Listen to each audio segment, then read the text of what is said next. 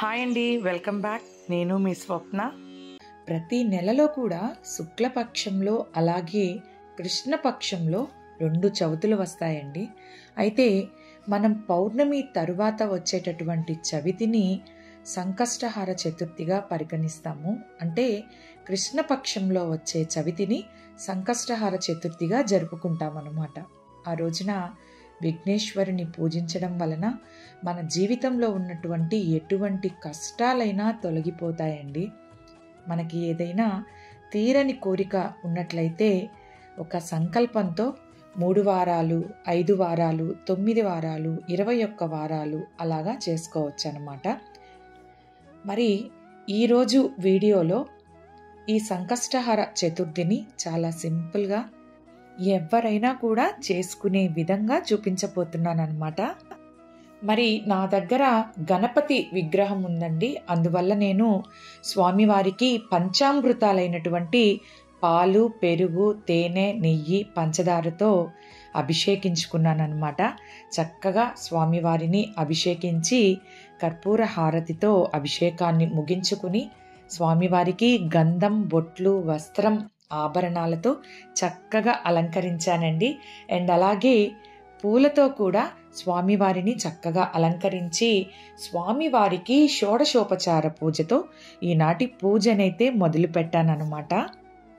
ఆ గణపతికి ఎంతో ఇష్టమైనటువంటి గరికతో ఆ విఘ్నేశ్వరునికి అష్టోత్తర శతనామావళిని చక్కగా చేసుకున్నానండి.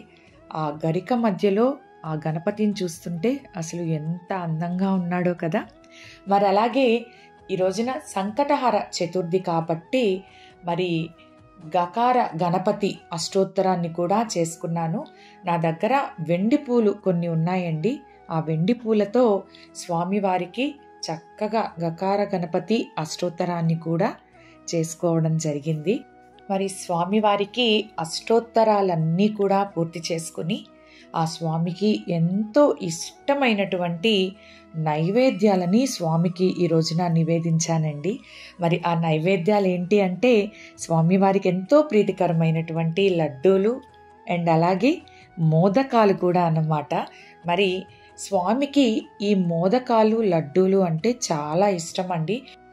మరి అలాగే వాటితో పాటుగా పానకం, ఉండ్రాళ్ళు, అలాగే జిల్లేడు కాయలు కూడా స్వామివారికి ఈ రోజున నివేదించాను. భక్తితో ఆ గణపయ్యను కొలచి ఆ గణపయ్యకి బొజ్జ నిండా ఆయనకి ఇష్టమైనటువంటి నైవేద్యాలను నివేదించినట్లయితే మన కష్టాలన్నిటిని కూడా కడతేరుస్తాడండి ఆ బొజ్జ గణపయ్య. స్వామివారికి నైవేద్యాలను నివేదించి కర్పూర హారతితో ఈనాటి ఈ యొక్క సంకటహార చతుర్థి పూజనైతే నేను ఇలా ముగించానండి.